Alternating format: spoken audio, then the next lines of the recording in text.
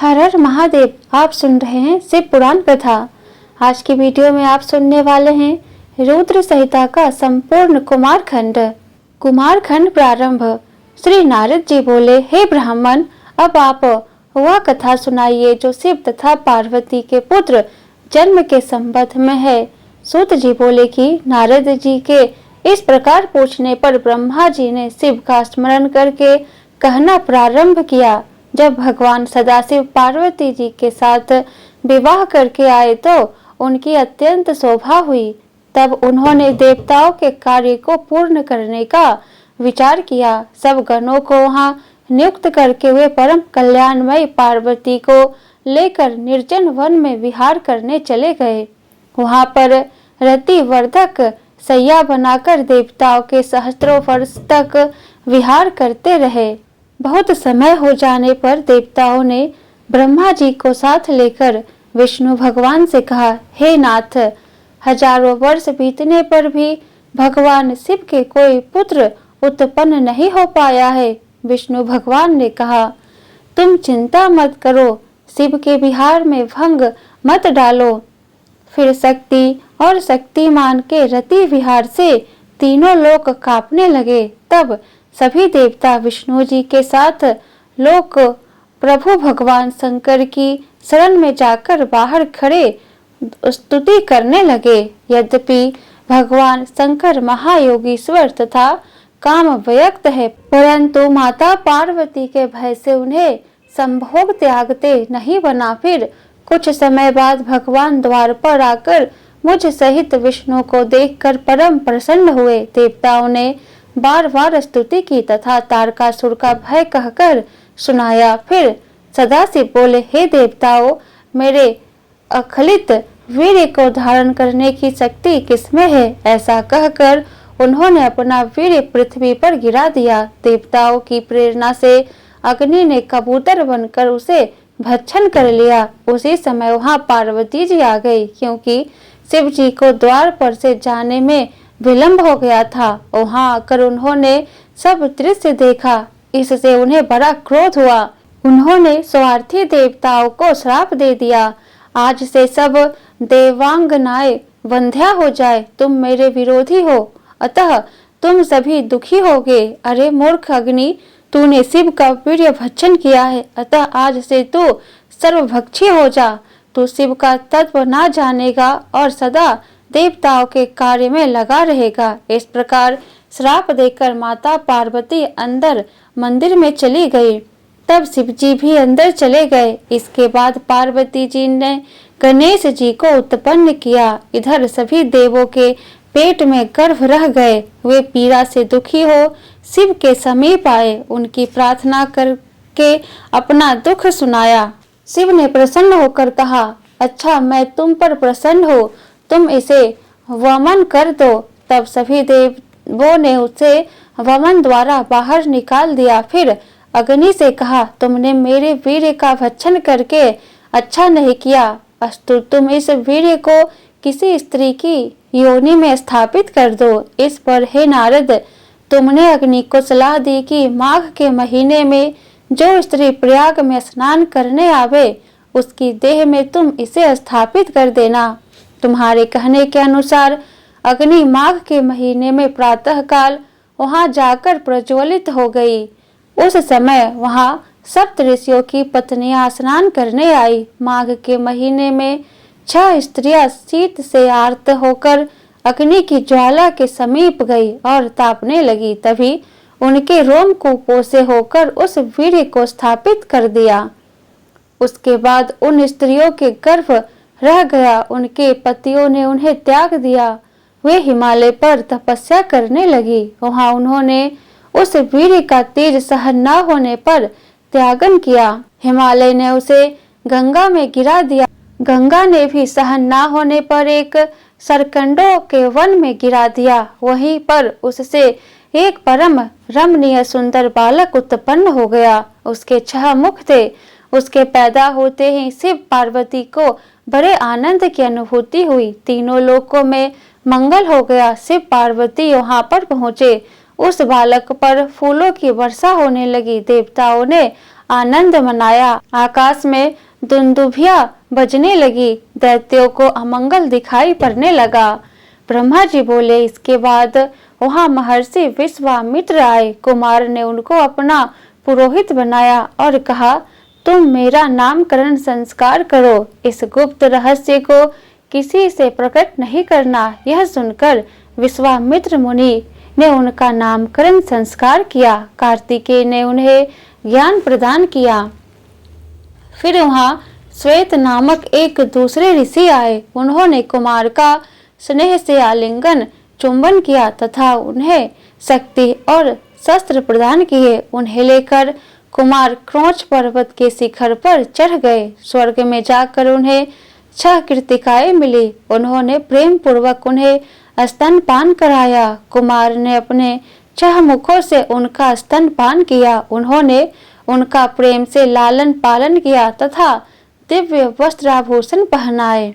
इस प्रकार जब बहुत समय बीत गया तो पार्वती ने शिवजी के उस वीर्य से उत्पन्न बालक के बारे में पूछकर पता चलाया कि उस वीर्य से एक सुंदर बालक उत्पन्न हुआ है तथा वह स्वर्ग में कृतिकाओं के पास है। उसे वे पुत्रवत पालन कर रही है। उस समय स्वामी कार्तिकेय को लेने पार्वती जी ने एक दिव्य रथ भेजा जिसे विश्वकर्मा ने बनाया था। कुमार कृतिकाओं को समझाकर अध्यात्म ज्ञान दे शिवजी के पास उस रथ में बैठकर चले। उन्होंने शिवजी तथा माता पार्वती को प्रणाम कर देवताओं की वंदना की। सभी गंगा आदि नदियां कुमार को देखने आई। पार्वती जी की गोद में जाकर वह बालक खेलने लगा। पार्वती जी ने भारी उत्सव किया। शिवजी ने वेद मंत्रों द्वारा 100 घटों से उनका अभिषेक किया।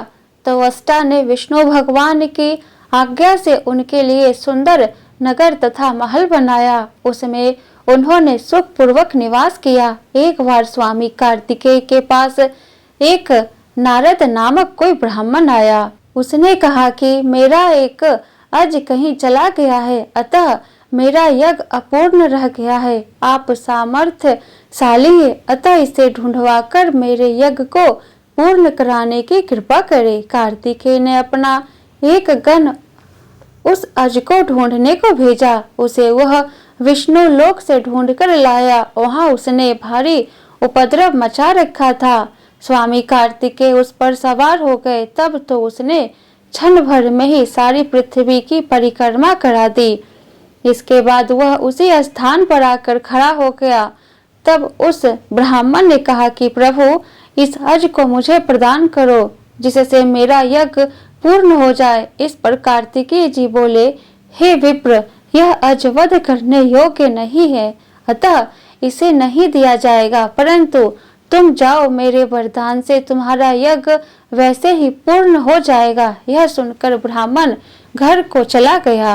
ब्रह्मा जी बोले, हे नारद, जब देवताओं और दैत्यों में विनाशकारी युद्ध प्रारंभ हुआ तो दैत्येंद्र तारक ने अपनी परम शक्ति को उठाकर इंद्र पर चला दिया, जिससे इंद्र घायल हो तत्काल ऐरावत से गिर पड़े। इस प्रकार अपनी रण कुशलता से असुरों ने सभी लोकपालों को परास्त कर दिया। अन्य देवताओं को मार मार कर भगा दिया। असुर विजय हो सिंहनाद करने लगे। बड़ा कोलाहल मचा। यह देखकर वीरभद्र ने महान क्रोध किया। वे वीरगणों से वेष्टित हो तारक के निकट जा उससे भीषण मार मारने लगे। दैत्य भी उनसे लड़ने लगे। त्रिशूल, रिष्टि, पास, खड्ग, फरसा और पटिट्स आयुधों का प्रयोग हुआ। वीरभद्र ने तारक को घायल कर दिया। वह मूर्छित होकर पृथ्वी पर गिर पड़ा। फिर महाकौतुकी तारक ने वीरभद्र को युद्ध भूमि से भगा दिया। देवता युद्ध भूमि छोड़कर भागने लगे। फिर विष्णु जी ने तारक से युद्ध किया। विष्णु भगवान ने उस पर गदा चक्र आदि से प्रहार किए। इस प्रकार का भयंकर युद्ध देखकर मैं कुमार के पास जाकर बोला, हे देव, इस तारक को मैंने वरदान दिया है कि यह रुद्र, विष्णु आदि किसी से नहीं मर सकता। आप इससे युद्ध कीजिए, क्योंकि यह केवल आपके द्वारा ही मर सकता है। मेरी बात सुनकर कुमार रथ से उतरकर उल्का के समान चमकती अपनी शक्ति को लेकर चले।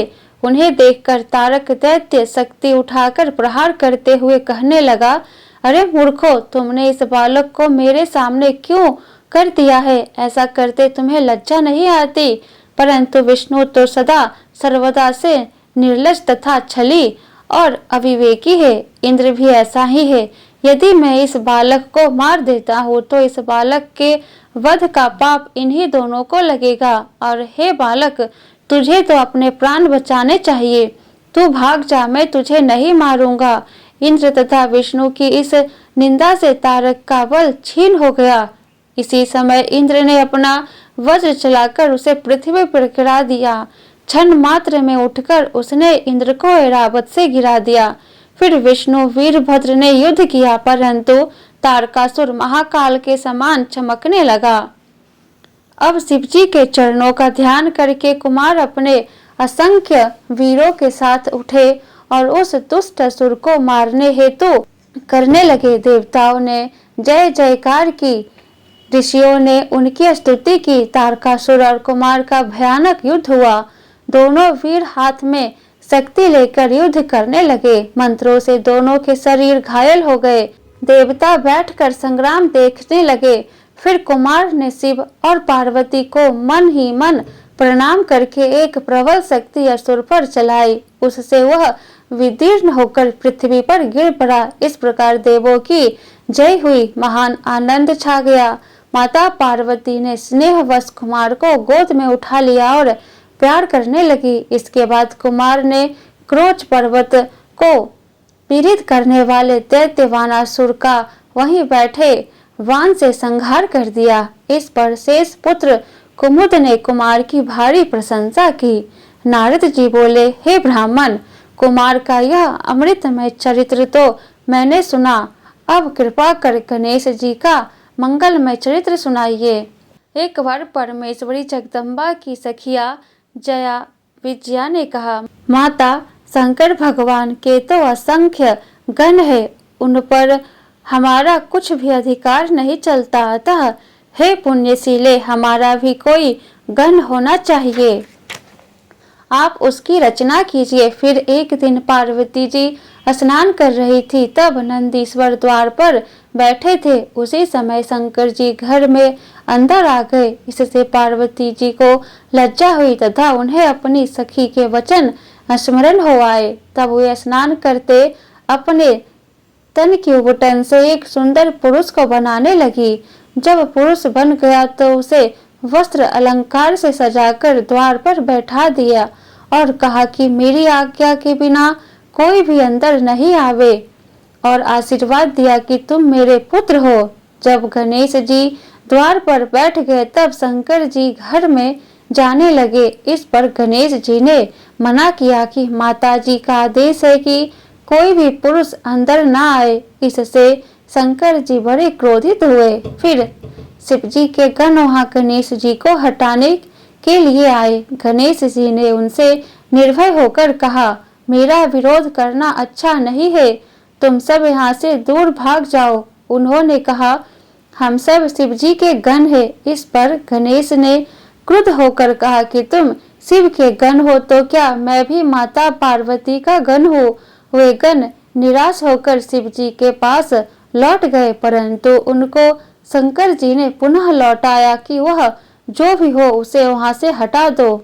परंतु इस बार भी गणेश जी ने उन्हें भगा दिया। पार्वती जी ने बाहर इस शोर को सुनकर अपनी सखी को देखने भेजा। इस पर उस सखी ने सारा वृतांत कह सुनाया। इस पर पार्वती जी हंसने लगी और बोली, अच्छा है कि गणेश ने शंकर जी को रोक दिया, नहीं तो वे बिना कहे सुने चुपचाप घर में चले आते हैं। शिव जी ने पुनः अपने गणों को आदेश दिया कि तुम उस गण से युद्ध करो, और ये कहकर सांसारिक लीला करने वाले शिव जी चुप हो गए। अब शंभु की आज्ञा पाकर वे सब गण निर्भय हो गए और गणेश जी से युद्ध करने आ गए। इधर गणेश जी सजकर तैयार थे। उन्होंने शिव गणों से कहा, आज तुम मुझ अकेले पार्वती पुत्र का पराक्रम देखो। तब शिव के अनेक गण उन पर टूट पड़े। शिव गणों से गणेश ने अकेले ही युद्ध किया, परंतु शिव के गण उनका कुछ भी नहीं बिगाड़ सके। उन सबको गणेश जी ने मारकर भगा दिया। इस पर नारद जी की प्रेरणा से शिव के पास जाकर सभी देवताओं ने इस युद्ध का कारण पूछा। शिव ने कहा, मेरे घर के द्वार पर एक बड़ा बलवान बालक हाथ में लकड़ी लिए उपस्थित है। जो भी जाता है वह उसे जाने नहीं देता। यदि ब्रह्मा चाहे तो इस कलेश को दूर करे। मैं शिव की माया से मोहित होकर वहां गया। मुझे आते देखकर बालक गणेश क्रोधवश दौड़कर मेरी दाढ़ी मूछ नोचने लगे। तब मैंने कहा, देव क्षमा करो, मैं वृद्ध ब्रह्मा हूँ। मैं यह कह ही रहा था कि बालक गणेश ने परिघ उठा लिया। मैं वहां से भाग चला। फिर तो मैं शिव जी के पास आया और समाचार सुनाया। उसे सुन लीला विशारद शंकर जी को बड़ा क्रोध आया। फिर शिव जी के सभी गणों ने युद्ध किया। उसमें कार्तिकेय आदि सभी वीर हार गए। अकेले गणेश ने सबके छक्के छुड़ा दिए। तब तो कुपित हो रुद्र स्वयं ही वहां गए। चक्रधारी विष्णु सारी सेना लेकर उनके पीछे गए। ब्रह्मा बोले, हे नारद जी, शिव जी तब तुम्हारे वचनों से उस बालक से युद्ध करने आए। एक से एक पराक्रमी देवता तथा विष्णु तक ने उनसे युद्ध किया। शिव जी भी सेना सहित उस बालक से चिरकाल तक लड़ते रहे। शिव की माया से विष्णु भी मोहित हो गए और वे भी परास्त हो गए। गणेश जी ने माता का ध्यान कर शिव शक्ति चलाई। फिर शिव जी ने महान क्रोध करके त्रिशूल से उस बालक का सिर काट दिया। इससे देवता निश्चिंत हो गए। हे नारद, तुमने यह सारा वृतांत पार्वती देवी को जाकर कहा और यह भी कहा तुम अपना मान किसी प्रकार भी त्याग नहीं करना। ऐसा कहकर हे कलह प्रिय नारद, तुम अंतर ध्यान हो गए। यह सुनकर देवी को बड़ा भारी क्रोध आया कि सब देवताओं और गणों ने मेरे पुत्र को मार दिया। अब मैं सबका नाश करूंगी, प्रलय कर दूंगी। यह कहकर पार्वती जी ने 100,000 शक्तियां उत्पन्न कर डाली। उनसे कहा, तुम सब देव सेना में जाकर प्रलय कर डालो। देवता, राक्षस, ऋषि और अपने पराये जो मिले उन्हें झट से भक्षण कर जाना। देवताओं की सेना में जाकर वे शक्तियां उनका भक्षण करने लगी। जहां देखो वहां शक्तियां दिखाई देने लगी। वे देवताओं को अपने हाथों से पकड़ पकड़ कर खाने लगी। यह देखकर ब्रह्मा, विष्णु, महेश आदि किसी भी देवता को आशा न रही। वे कहने लगे, क्या देवी अकाल में ही प्रलय कर डालेगी? तब ऋषियों ने प्रार्थना की, हे अंबिके, तुम्हारे स्वामी भी यहाँ स्थित है, उनको तो देखो, क्षमा करो। हे परमेश्वरी, अब इन सब का अपराध क्षमा कीजिए। तब चंडिका देवताओं से बोली, यदि मेरा पुत्र सब में पूजनीय हो जाए तो संहार नहीं होगा। भगवती के ऐसा कहने पर सब देवताओं ने शिव जी से कहा कि ठीक है, हमें वही करना जिससे सब लोगों का मंगल होवे। तब शिव जी ने कहा, अच्छा, तुम लोग उत्तर दिशा को जाओ, जो पहले मिले उसका सिर काट लाओ और गणेश के शरीर में जोड़ दो तो यह जी जावेगा। यह सुनकर सभी देवता उत्तर दिशा में गए और उन्हें एक दांत वाला हाथी मिला। उसका सिर काट लाए, उसे गणेश जी के सिर पर जोड़ दिया। तब तो गणेश जी जीवित हो गए। उस गजमुख रक्त वर्ण सुंदर कांतिमान बालक की प्रसन्न वदन एवं सुंदर आकृति की शोभा बड़ी ही दिव्य मान थी। शिवपुत्र को जीवित हुआ देखकर सबका दुख दूर हो गया। तब सबने देवी को उसे दिखलाया तो पार्वती जी प्रसन्न हुई। देवी पार्वती जी गणेश जी के जीवित होने पर बड़ी ही प्रसन्न हुई। दोनों भुजाओं में भरकर उनका आलिंगन किया, अनेकों प्रकार के वस्त्र आभूषण पहनाए। सबने उनकी पूजा की। देवी ने उनका मुख चूम कर ये वरदान दिया, हे पुत्र, तुम्हारे मस्तक पर सिंदूरी निशान है, अतः सभी तुम्हें सिंदूर से पूजा करेंगे। तुम्हें सभी सिद्धियां प्राप्त होगी। तुम्हारी पूजा से सभी प्रकार के विघ्न दूर होंगे। शिव जी ने उनके शरीर पर हाथ रखा और कहा, यह मेरा दूसरा पुत्र है। गणेश जी ने उठकर शिव जी को प्रणाम किया और सभी देवताओं से प्रणाम करके अपने अपराध की क्षमा मांगी। त्रिदेवी ने सबके पूज्य और गणनाथ होने का वर दिया। सबने कहा कि मनुष्य सर्वप्रथम इनकी पूजा करेंगे, पीछे हमारी। सर्वप्रथम शिव जी ने मांगलिक वस्तुओं से गणेश जी की पूजा की, फिर विष्णु जी ने, ब्रह्मा ने तथा पार्वती ने पूजा की। सभी ने एक स्वर से उन्हें सर्वाध्यक्ष कहा। देवताओं की दुदुम्भी बजने लगी तथा अप्सराएं नृत्य करने लगी। बड़ा उत्सव हुआ। सभी देवता आज्ञा लेकर अपने अपने स्थान को गए। शिव पार्वती गणेश सहित आनंद पूर्वक विराजे। जो मनुष्य इस मंगलदायक कथा को सुनेंगे उसे गणेश जी की कृपा से सर्व मंगल तथा मनोरथ प्राप्त होंगे। ब्रह्मा बोले, हे मुनिश्रेष्ठ, अब गणेश जी माता पिता के पालन करने पर बड़े हुए। वे कुमार के साथ ही खेल कूद करने लगे। एक बार शिव पार्वती एकांत में विचार करने लगे कि अब दोनों का विवाह कर दिया जाए। तब माता पिता की इच्छा जानकर दोनों ने एक साथ ही कहा कि पहले मैं विवाह करूंगा, मैं पहले विवाह करूंगा।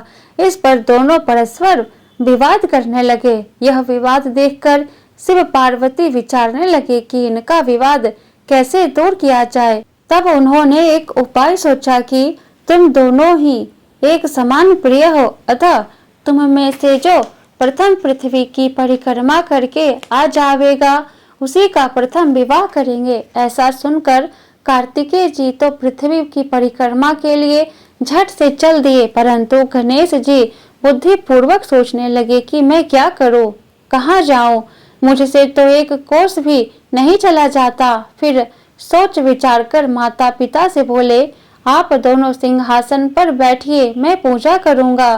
तब पार्वती और शिव जी गणेश जी की पूजा ग्रहण करने बैठ गए। गणेश जी ने दोनों की पूजा की, परिक्रमा की, फिर स्तुति करके माता पिता से बोले कि अब आप मेरा विवाह कर दे। शिव जी ने पूछा, क्या तुम पृथ्वी की परिक्रमा कर आए? कुमार गए हैं, जाओ तुम भी शीघ्र परिक्रमा कर आओ। गणेश जी हाथ जोड़कर बोले, जब मैंने आपकी 7 बार परिक्रमा कर ली तब आप कैसे कह सकते हैं कि परिक्रमा कर आओ? क्या इसमें पृथ्वी की परिक्रमा नहीं हुई? क्या यह वेद शास्त्र असत्य हो जाएंगे?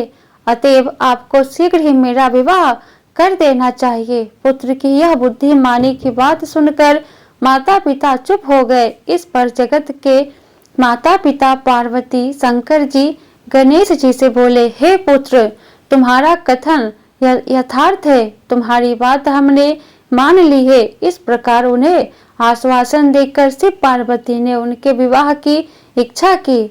इसके बाद प्रजापति ने अपनी कन्या सिद्धि बुद्धि के विवाह के लिए शिव जी के पास आकर बातचीत की। शिव जी ने उनका प्रस्ताव स्वीकार करके गणेश जी का विवाह निश्चित कर दिया।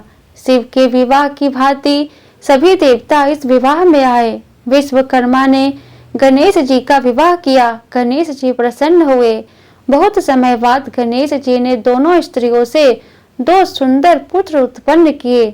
सिद्धि से क्षेम और बुद्धि से लाभ नामक पुत्र हुए। इसके बाद कार्तिकेय जी पृथ्वी की परिक्रमा से लौटे। नारद जी ने रास्ते में उन्हें यह सारा हाल सुना दिया। तब कुमार के क्रोध की सीमा ना रही और माता पिता को प्रणाम करके उनके मना करने पर भी क्रोंच पर्वत पर तप करने लगे। कुमार के विरह में पार्वती जी को भारी दुख हुआ।